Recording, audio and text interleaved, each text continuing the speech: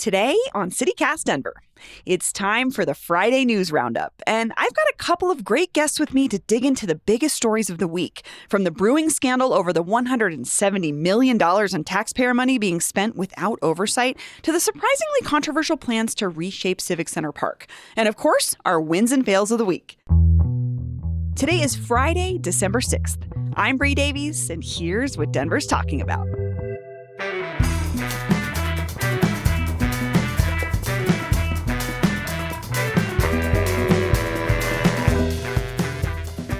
Hey Denver, it's Bree, and welcome to our Friday News Roundup, where we break down the biggest stories in our city and chat about the week that was.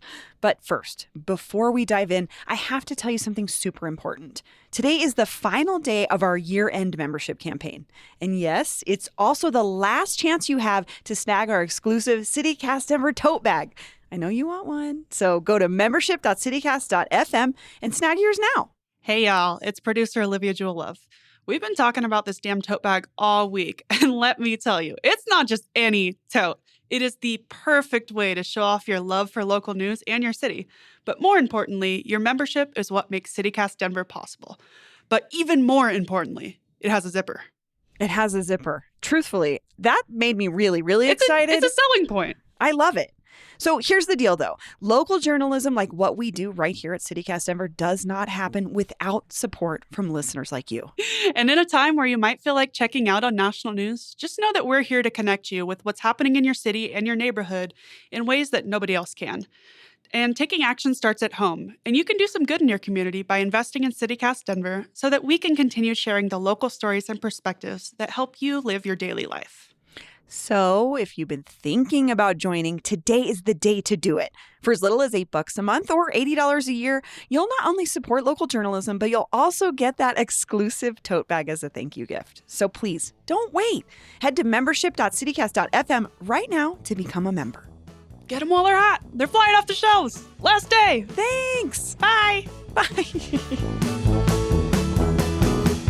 Welcome back to CityCast Denver, the show about the city where downtown is finally buzzing again. Because nothing says Christmas like 400 drones buzzing over downtown in the shape of the Broncos logo. Because yes, you can now watch a drone show downtown nightly at 7 p.m. every night through December 31st. Justine, did you know this? I did not know it was nightly. Yeah, I didn't either until we were reading up about it. And Paul was like, oh yeah, they're doing it nightly. And I was like, okay. Although it's not my thought is it's not fireworks, so it's not loud. It's probably fine, right? Yeah, it sounds fine. Although the cynic in me is like, how much does that cost? Whose drones are these? Whose drones are they? I need to know more. But whatever. I haven't seen it. It hasn't affected me as far as traffic goes. So you're fine. You're fine. Well, we'll talk about traffic later because Parade of Lights is coming up. But anyway, it's Friday. We're in the 5280 Magazine studios in beautiful downtown Denver. I'm joined by two great guests today. You've already heard her voice, my homegirl, a familiar voice on the show, our Green Chili and Politics correspondent, Justine Sandoval. Hi. What up? And she's a fellow hardcore Nuggets fan. I know this about her. She's a staff writer for Westward and another one of our regulars, Katie Cheshire. Hello again. Hello. Thanks for having me. Did you see that spread of Aaron Gordon in like Mile High Sports? Oh, I did indeed see that spread of Aaron Gordon. What a babe. The Mile High City is lucky to have that man, I tell you. And my friend is a teacher at Lake Middle School, and he came and parked his car there during a Broncos game because they do like the Broncos parking. And her teacher friend was like, he's so nice. So in case you were wondering, he's hot and nice. We're lucky. We're lucky to have a guy like that. Okay, but that's not what we're talking about. We're talking about real serious stuff. There was an investigative report from Ben Marcus at CPR that came out this week that looked into Caring for Denver, the Caring for Denver Foundation, and how it was spending its money.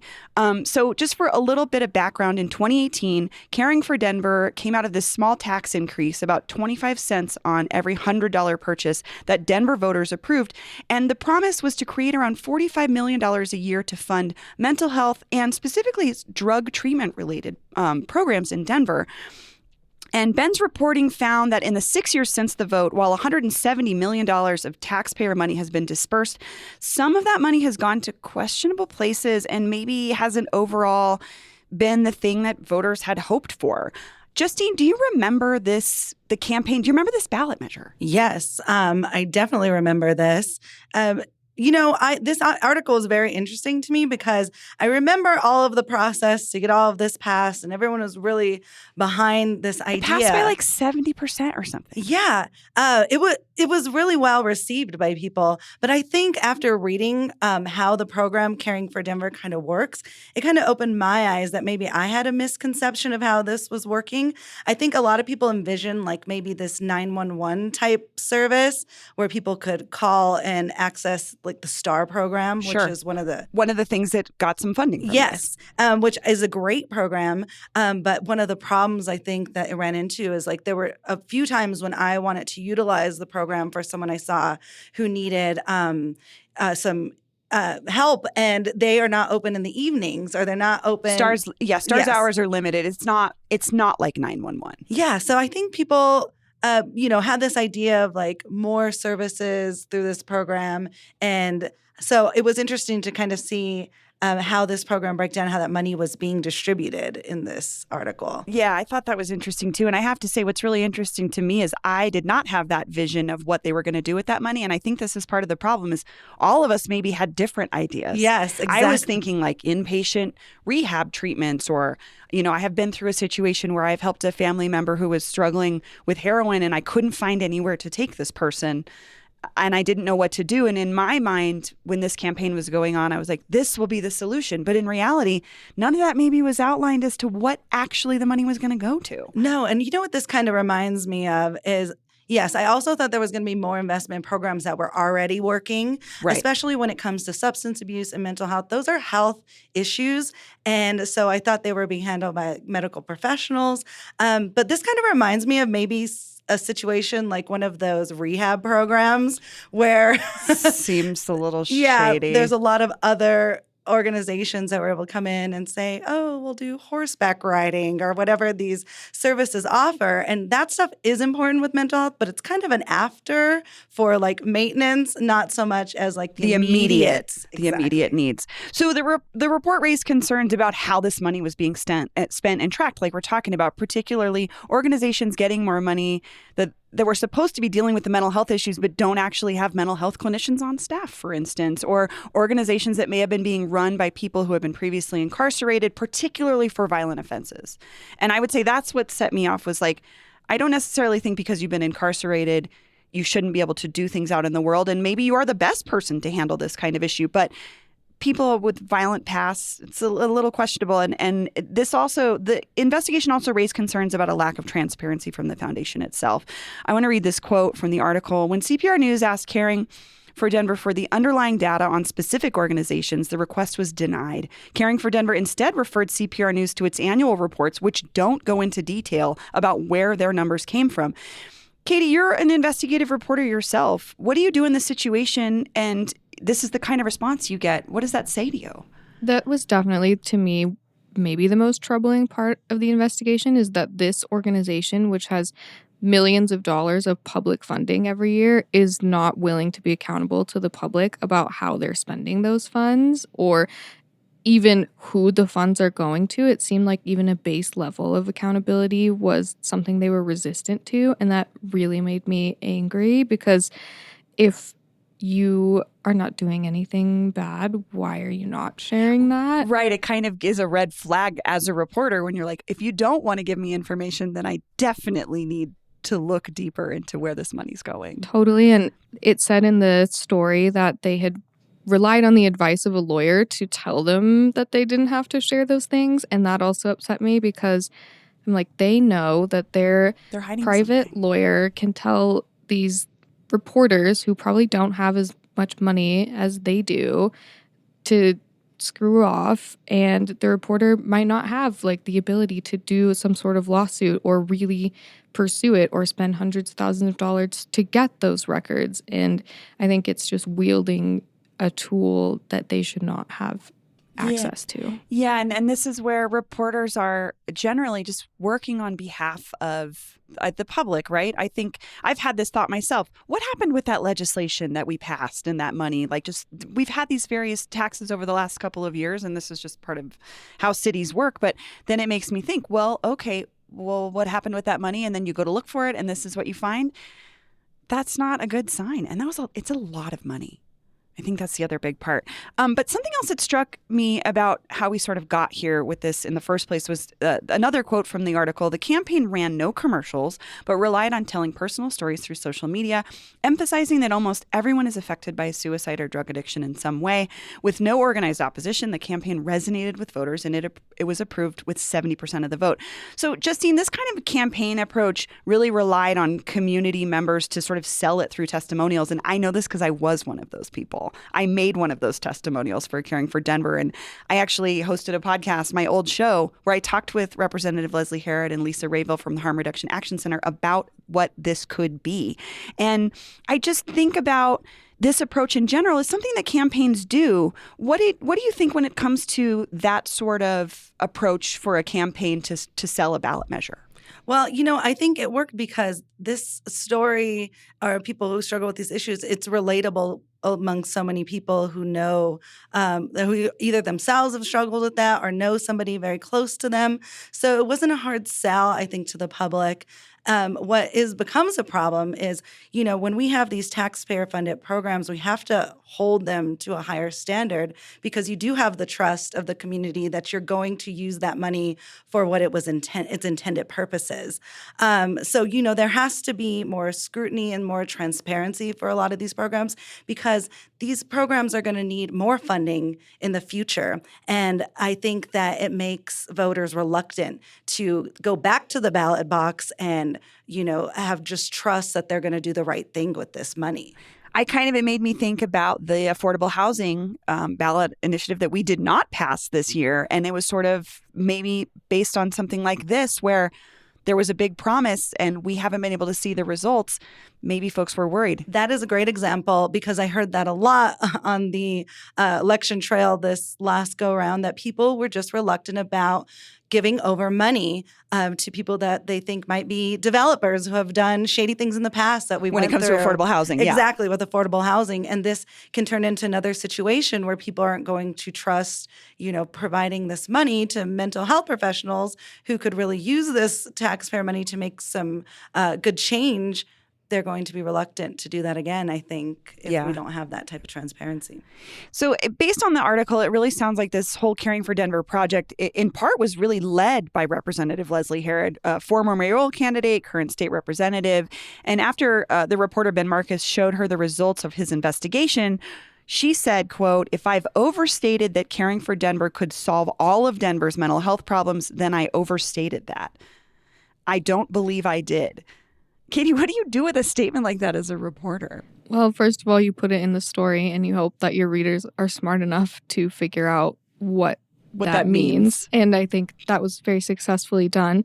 And that was sort of the crux of this story to me, that the people who are part of the Caring for Denver Foundation, including Leslie Herod, are like, I am trying to do something good. Why are you yelling at me for doing something good? And it's like, you can have really great intentions, but if the money that you're getting is not being used appropriately, you'll never achieve them. And that's all that this investigation was saying. And there's so much defensiveness and pushback.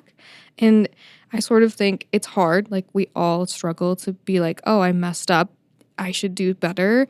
But that was just concerning to me because it's not a personal attack. It's something that affects everyone here who bought in on the message that we all know someone who struggles with these things and we all want to help them. And I just did not appreciate that defensiveness. And it didn't just come from Leslie Herod, I should say, too. I think the executive director said some similar things that felt very defensive. But when we talk about proof, like how do we know this program is working? CPR reported that 598 people died in drug-related cases last year in Denver. The suicide rate in the city rose to the second highest level in 2 decades last year. And they point out that it can be hard to track this kind of progress with factors like the pandemic and the huge increase in fentanyl overdoses. But neighboring Adams and Jefferson counties don't have this tax or programming, and their suicide rates and overdose numbers have actually declined in the last year. And in Larimer County, on the other hand, they passed a mental health support sales tax same year, 2018, and they've already built a facility and are funding it with the money. And so I can see where some it can be hard to quantify the success of something like this, where we're helping with intangibles, like not just people dealing with substance use issues, but the after effects of that and how it affects your daily life. But I wonder, Justine, how do you think the success of this funding should be or could be measured if it's not showing up in basic data like suicide rates or overdose deaths are declining? Yeah. Well, Laramie County, I think, demonstrates that targeted investments in infrastructures that already exist are probably the best way to go. So I think, we need to just advocate for stronger oversight in this program and have more accountability and really invest in programs that we know are already working and have a more streamlined approach instead of like this blanket and money going to all these different kind of like hodgepodge of programs instead of focusing on the main thing, which is mental health help when it's needed immediately and help with addiction and drug overdoses. And it's not to say that these programs weren't maybe doing something. It's just hard to track, right? Like there's, like someone who's running sort of a group home or a sober home was getting money. Someone that was doing sort of yoga retreats and stuff like that was getting money. And again, I think these are all things that are parts of a solution, but A, they're hard to track, and B, we don't necessarily, that's one part, to me, it's one part of a much bigger issue, which is like sometimes just getting people off the street. And in the story, it talks about how Caring for Denver isn't really requiring the organizations that it gives money to track their own successes. And I think that is a basic step that could be really helpful because these individual nonprofits do have to track those things, to maintain their nonprofit status or their other grants. And this is a grant program. So it's totally within their ability to say, you need to give us some sort of data to show that you did something with this money that helped at least one person. And it seems like that very basic level is also not happening right now. Yeah, it's so surprising because a lot of the success of this work is data-driven. And, we can't measure the success of these organizations unless there's just some basic reporting. So to me, that was a huge red flag that, because even working in the nonprofit world before, even on the political side, we get grants and money that has to be accounted for, and metrics. We have to show metrics of how we're using that money. Yeah, that's not an uncommon thing in the grant world, in the nonprofit world, whatever kind of work you're doing, you generally have to track, like you're saying, Katie, you have to track what's happening so that you can show good result, or at least show the results of what you're doing. And it shouldn't be something that would have been a surprise to these organizations or anything. I kind of want to talk about the strategy behind all this spending. Here's another quote from the article. After the Caring for Denver ballot initiative passed, Leslie Herod said that the organization would go beyond traditional. She said, quote, "I also push us, though, to be provocative," she said in an interview in 2019 with KGNU. She said, "I want to have an honest and raw conversations about what we need. We need to innovate, we need to be bold, and we need to find real solutions in our communities. And so Caring for Denver is going to provide that incentive and start testing new things, finding new solutions." Katie, what does that say to you about this approach? Like, do you think this is sort of like a spray and pray, like just cross our fingers, everything we're trying is going to work? Yeah, I think in this sort of work, the part that gets me is we actually do know what works. And like Lisa Rayville, who you mentioned before, and people who do harm reduction work like her have studied this and came up with programs that are revolutionary in the way that they give respect to people who maybe are addicted to drugs or to people who are living on the streets. Those things are revolutionary and provocative and proven. So that quote to me is like, maybe that is a good thing, that we're going to invest in things that maybe the general people in society might have discomfort with. But the idea of we need to innovate and come up with new solutions, I don't know if that's true when we already have things we know work that don't have the money to make it happen. To grow like they want to. And I think that's a great point. Like Harm Reduction Action Center I know they have a lot of data. They send out data in their newsletters every time to update folks. Like, this is how many people we've served. They do a needle exchange program. They track things like how folks are doing with their situation. Like, there is, like you said, there's things that feel controversial, but as they get more and more funding. I think even like the STAR program, which has had a tough time sort of proving its possibilities maybe, but I can see, like, Justine, I think you made a really great practical example of, I wanted to call a number that wasn't 911 because I didn't want to bother the police. I also didn't want the police to interact with this person that was maybe having a mental health crisis, and STAR was the right thing for me to do, but it wasn't available. So it is interesting. I think she could be alluding to those things, but also it sounds like from the investigation, there were some really, really unproven things that were getting funded. City Council's now looking into Caring for Denver after this report came out. Katie, what do you think that says about this report? I think that is what you sort of dream of as a reporter when you become an investigative reporter, that something that you uncover will actually make a difference and could change something for someone. So I feel like, kudos to Ben for doing that. And I really am glad the city council is looking into it, because they are the people that we elect to represent us. And I think if they just looked at this investigation and said, okay, well, whatever, then that would have been a neglect of their duty. Yeah, that's a good point too. And I appreciate that city council was so responsive, because if anything, I voted for it. I still want it to work, but maybe we need city council to step in and say, okay, we got to get real with this situation. Because the other thing is, this is going to impact future tax questions about tax increases and things that fund programs like this, where people, Denverites, may not feel that comfortable if they haven't seen progress before.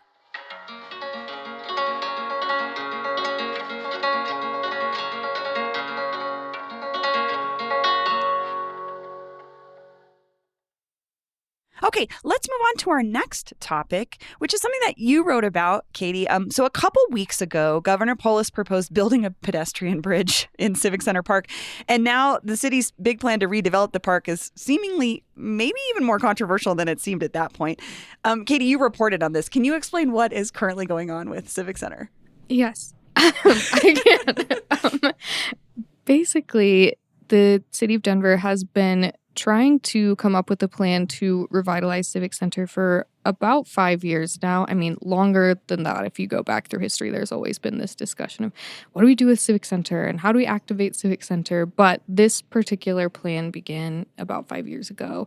They did a lot of community engagement to find what people wanted, and they're finally releasing the designs this fall for phase 1. So there's more aspects to the project, but the first phase is basically redoing the Greek amphitheater, which is on... It's on the end of the park with the library. It's on like the north the end, southern south end side of the park. There we go. It's on the southern. You're right. It's on the south side of the park. And the idea to fix the Greek amphitheater is to put basically a second stage across from the current stage that exists there, so that people will then face the other direction, which is good for the sun, for performing and audiences. Then the bowl of the Greek theater is not correct to point people who are sitting in it actually at the stage, so they'd be able to fix that problem. And they have this example that the theater's impact is actually as large as the Mission Ballroom, which you never think. In terms of capacity? Mm-hmm. Interesting. And that's just not really what you want for like a activation in a park, basically. So they want to make it so there's different tiers of seating. So if you have a small event, you can just have people in the first section and so on and so forth. And their idea to do it all is to not disturb the historic structure of the theater, because it's actually both a local and national landmark, but to just put that other stage on the other side, flip things around, and activate it that way. So that's kind of the basic plan. It recently went to the Planning Commission, our landmark planning commission, and they had some questions and overall seemed amenable to it, but they didn't have enough people to vote. So now the plan has to go before the commission again.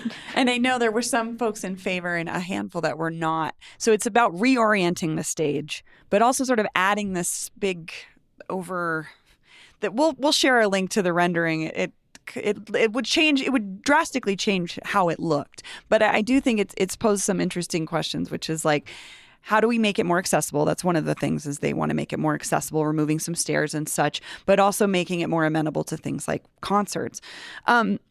Justine, Where does Civic Center rate for you when it comes to things that the city should be working on? No, I love Civic Center. And actually reading this article, I learned about the Civic Access, how like the view is the city and county directly across from the Which state is rare, capitol. I guess. Yeah, I didn't know that was a rare thing. But I mean, I love it. And I'm a civics gal, so I've always enjoyed that space. I know it was going through a hard time during COVID, and, they've been trying to revitalize the park. But to me, it is like the centerpiece of gathering for the city of Denver. We have all of these great festivals there every year. There are memories of the Women's March and other events that have been held there. It's really important piece to Denver, I think. And so I think it's a high priority that we make sure that it is revitalized and more accessible. To me, that's a huge thing. I love the idea of this disability activism memorial. Yeah, the Gang of 19 memorial. And again, some more accessibility for the space itself, which I think is always great. But Katie, I'm still curious what the preservation angle concerns are. Like, what are the concerns about it from a historic preservation standpoint? Totally. So the people who actually helped create the national registration of the park as a landmark are two of them are named Tom and Lori Simmons, and their concerns are exactly about that civic access that Justine brings up, that this structure that would go over the new stage could interrupt that access. It could sort of place a stop in the middle of the park as opposed to sort of the wide connection between the city and county and the state capitol, which is very iconic. It's rare, and it was the intention of the park when it was originally built to be like this center of our civic activities.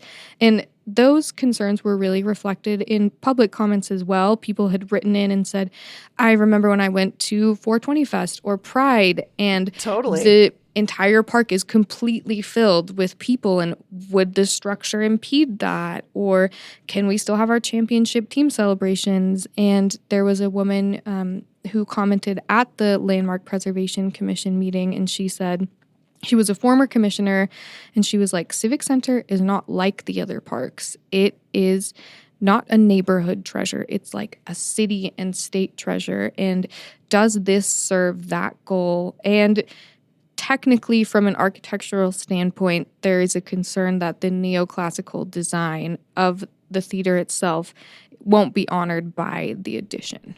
And I'm glad you brought that up. So let's talk about that. So Studio Gang is the design studio attached to this plan, and they're also connected with Governor Polis's pedestrian bridge idea. And of course, I think most folks would know their work from the design they did on the Populous Hotel, which some people are calling the Cheese Grater building.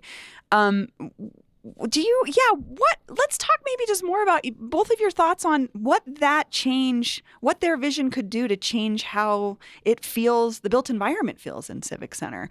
Justine, what do you think about that? You saw the renderings. It's pretty space agey looking compared to, like you said, the neoclassical architecture of it. Yeah, I mean, I get the concept of wanting to switch the seating in the amphitheater and addressing some of those concerns. But my first thought when I saw it is it looks out of place.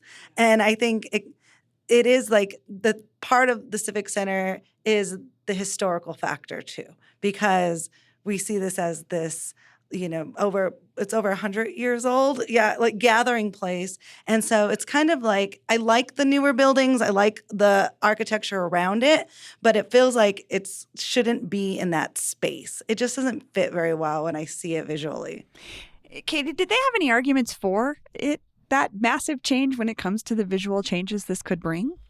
The main justification of the way that it's designed is durability, and also they were very careful to show, it's not going to be bigger or taller than the existing theater. So it's complementary to it in that way, that it's like a twin, but a fraternal twin.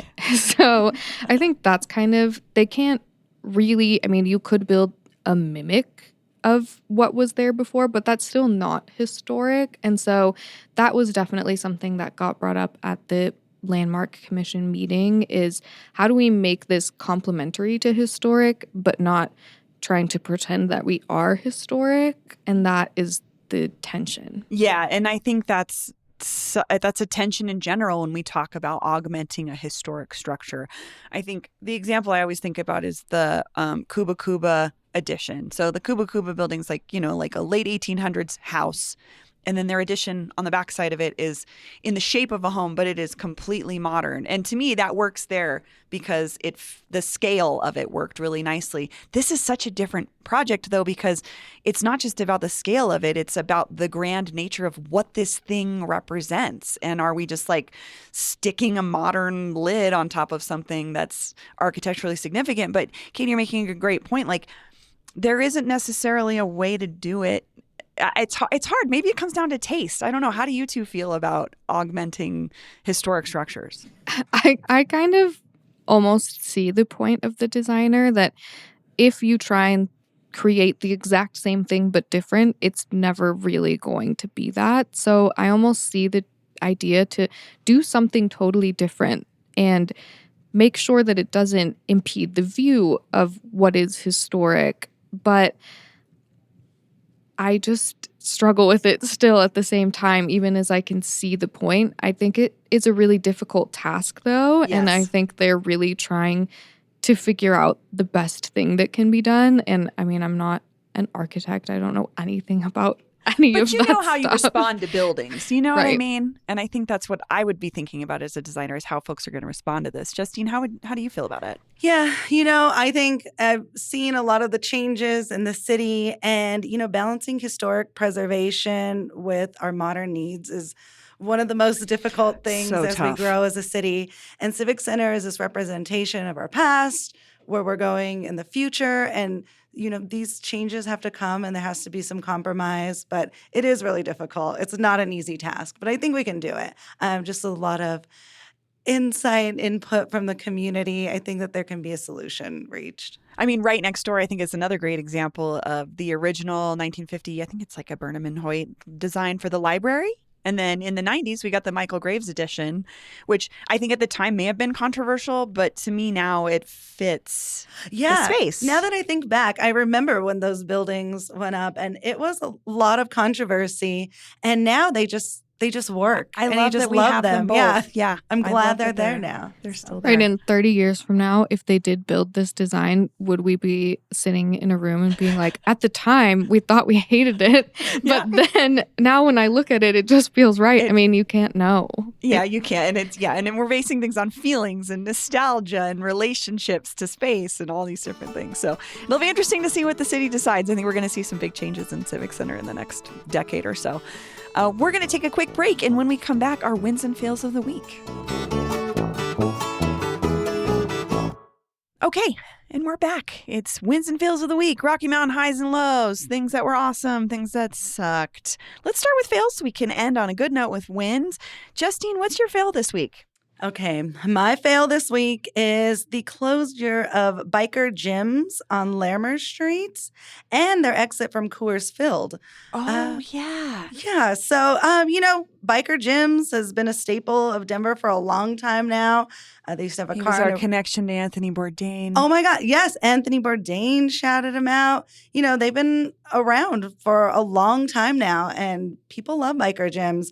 But there apparently has been a new owner taking over and there's been a lot of fallouts, including getting kicked out of Ball Arena recently. So, that it's disappointing. They're obviously having some issues. But why this is a double failure for me is because a lot of this is happening from mismanagement allegations. But the new owner blamed the unhoused people around the business for one of the reasons they were closing, despite the fact that there was an eviction notice on the door. And there's been plenty of reporting on how badly this business was being run after it was taken over in this crappy deal that Biker Jim unfortunately got himself into. So super disappointing to hear that from them instead of, taking responsibility for some of this mismanagement. But, the point is, it is a Denver icon and Biker Gyms is, more than a restaurant. It's a part of the city. And so I want to see it be successful and I hope they can get this stuff together without passing blame so that we can still get our reindeer dogs and wild boar dogs. I love that place. Did you go to Biker Gyms, Katie? I have been, and Jim is himself is just a lovely person to talk know. to. And the whole thing has made me really sad over the last few months. Me too. We spent a day with Biker Jim. Lovely guy. He got into a crappy business situation with somebody who tanked his legacy, but he's not gone. I will say he was doing some stuff at Milk Market. I hope that this maybe could be the resurrection point for him where he comes back in some capacity. Such a bummer. And if he could come back with like an actual hot dog stand, he started as a cart. Maybe he comes back as a cart. Yeah, would be amazing. We would be there. Katie, what's your fail? My fail is tattered cover. We at Westward had them on our cover this week, kind of talking about a few months since the Barnes & Noble sale, what it's looking like. And I think that at first I was like, maybe Barnes & Noble will be fine because they have capital and they could invest in tattered cover. And in some ways, as our article talks about, that is true. Like they've really fixed the stocking issues that tattered cover has had.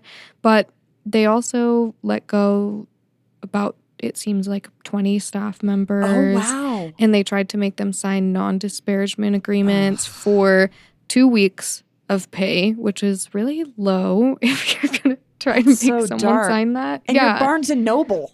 Right. You're not broke.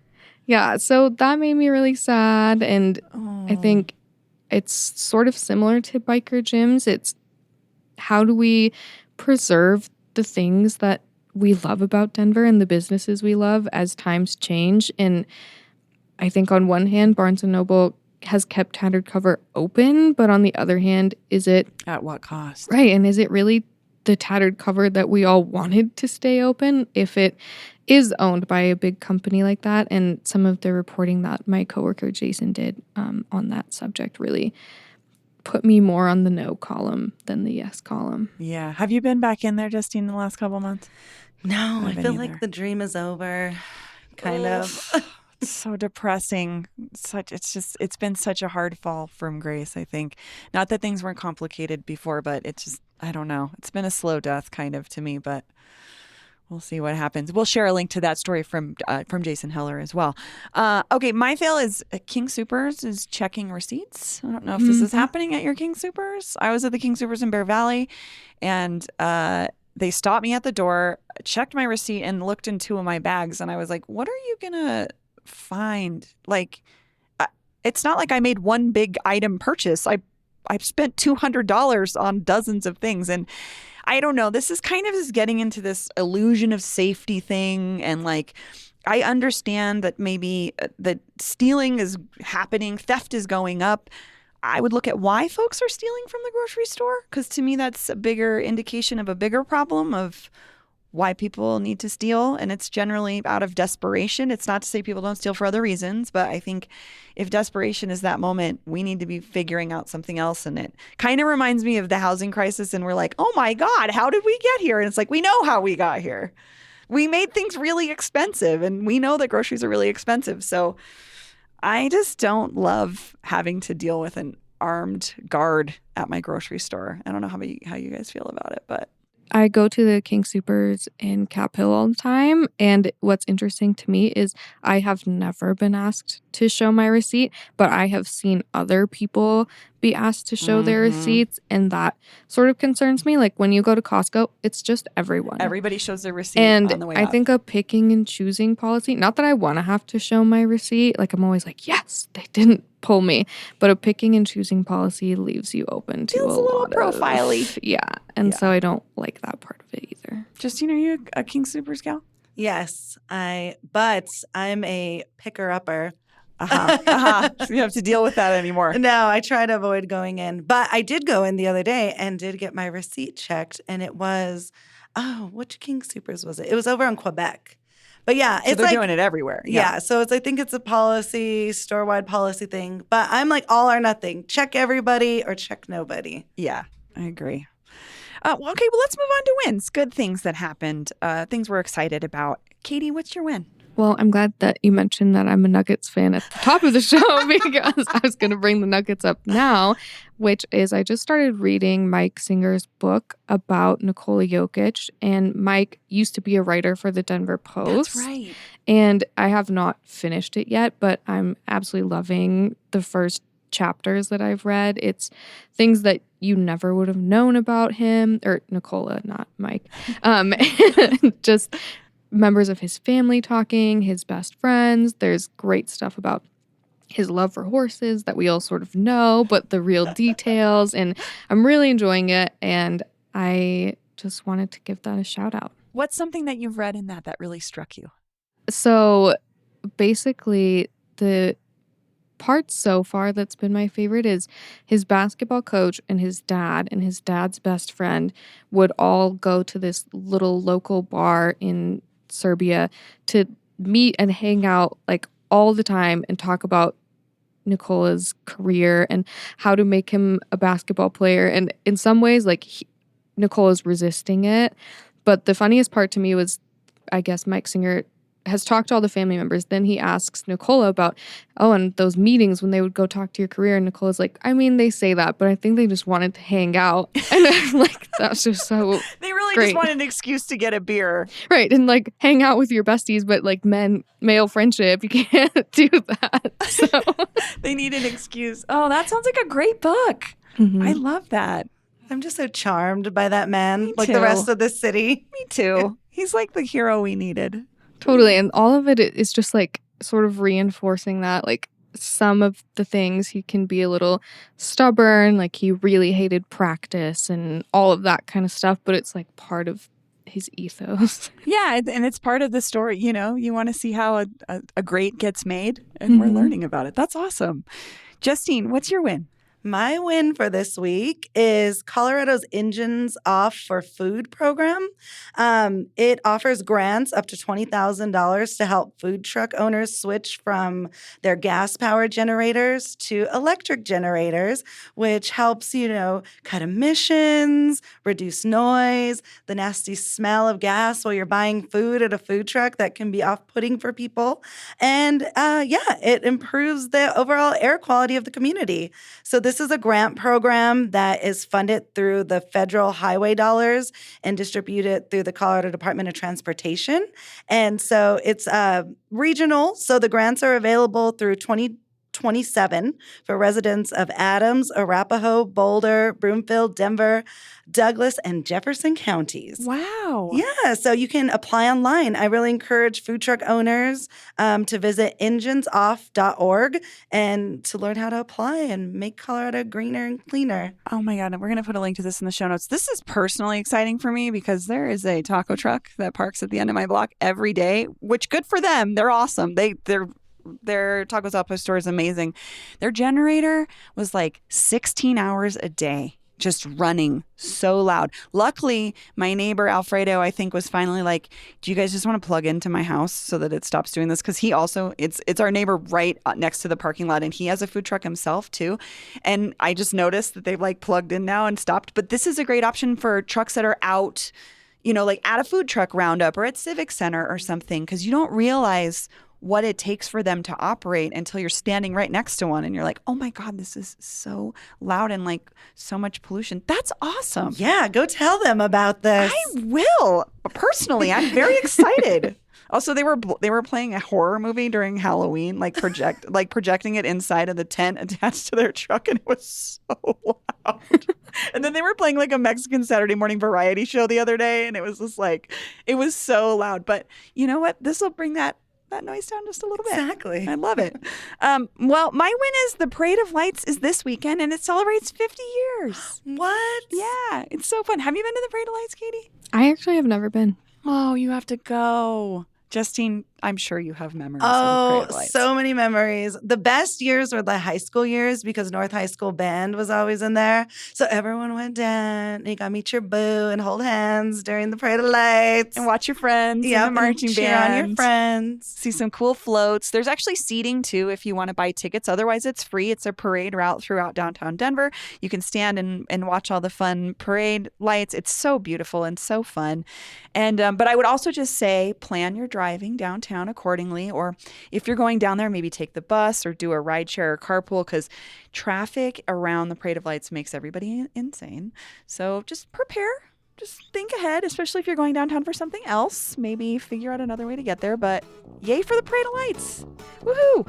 Well, thank you guys so much. This was really fun. Katie, Justine, thanks for joining me. Thank you. Yeah, thanks.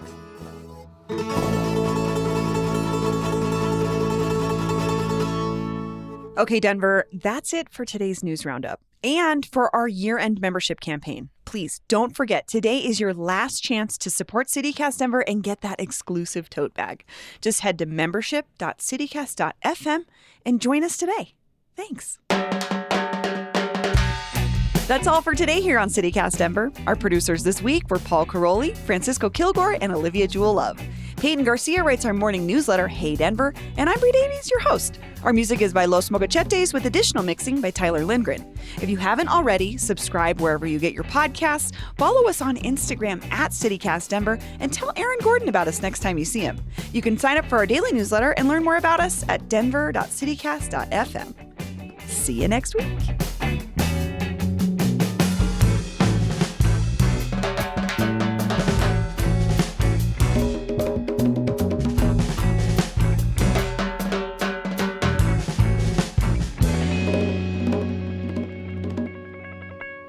I saw your sassy head move, girlfriend.